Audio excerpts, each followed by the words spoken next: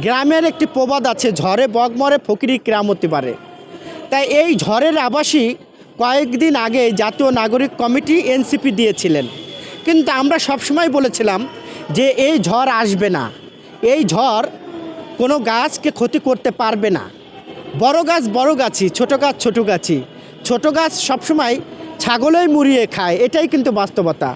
আজকে এনসিপি নিয়ে আমি মন্তব্য করতে চাই না, যেহেতু আপনারা ধরেছেন, তবুও একটি কথা বলতে চাই।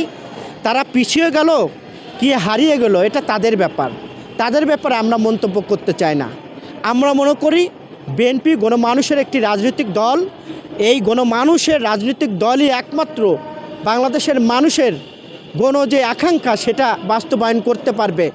ইতিমধ্যে আমরা দেখছি এনসিপির নেতারা তাদের নিজের যে ক্ষুধা, শারীরিক ক্ষুধা বলেন, যেভাবেই বলেন না কারণ, তারা সেটা নিয়ে ব্যস্ত। তারা গণমানুষের যে আকাঙ্ক্ষার যে ক্ষুধা, সেই ক্ষুধা নিয়ে তারা ব্যস্ত না। আমরা ইতিমধ্যে সোশ্যাল মিডিয়া এবং মাল্টিমিডিয়ায় দেখলাম যে এনসিপির নেতারা তাদের যে ক্ষুধা, সেই ক্ষুধা নিয়ে ব্যস্ত।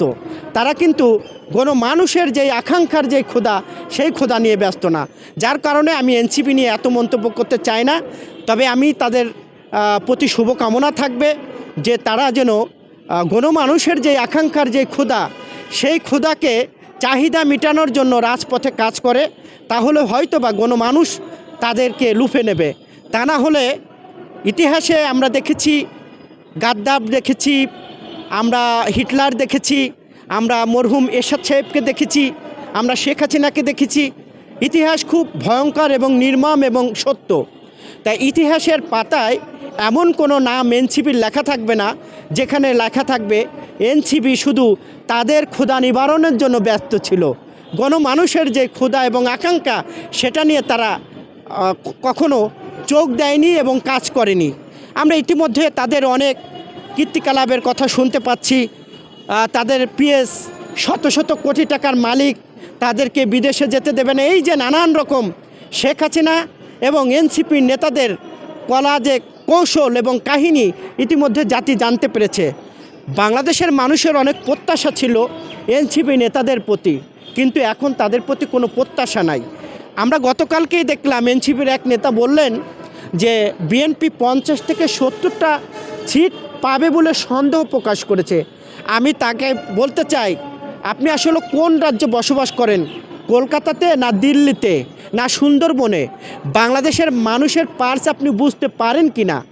যেই বিএনপি দল শহীদ প্রেসিডেন্ট জিয়াউর রহমানের গড়া দল, যেই বিএনপি কয়েকবার রাষ্ট্রীয় ক্ষমতায় ছিল, যেই বিএনপি কয়েকবার বিরোধী দলে ছিল, যেই বিএনপির নেতা হাজার হাজার দূরে থেকে ভার্চুয়ালে সংযুক্ত হয়ে বাংলাদেশের মানুষকে উজ্জীবিত করে আন্দোলন সংগ্রামে রাজপথে রেখে শেখ হাসিনাকে হঠাতে বাধ্য করেছে, সেই বিএনপিকে নিয়ে তিনি এমন মন্তব্য করেন যেটা হলো হাস্যকর।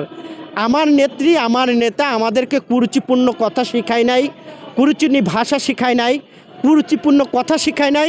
যার কারণে আমি এনসিপির বিরুদ্ধে কুরুচিপূর্ণ কোনো কথা বলতে চাই না।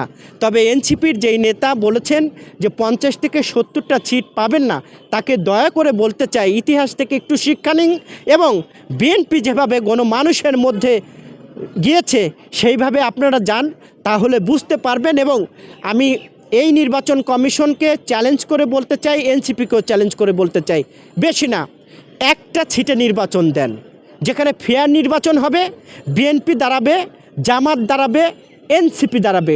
যদি এনসিপি সেখান থেকে নির্বাচিত হতে পারে, আমি রাজনীতি করব না, চ্যালেঞ্জ করে বলতেছি।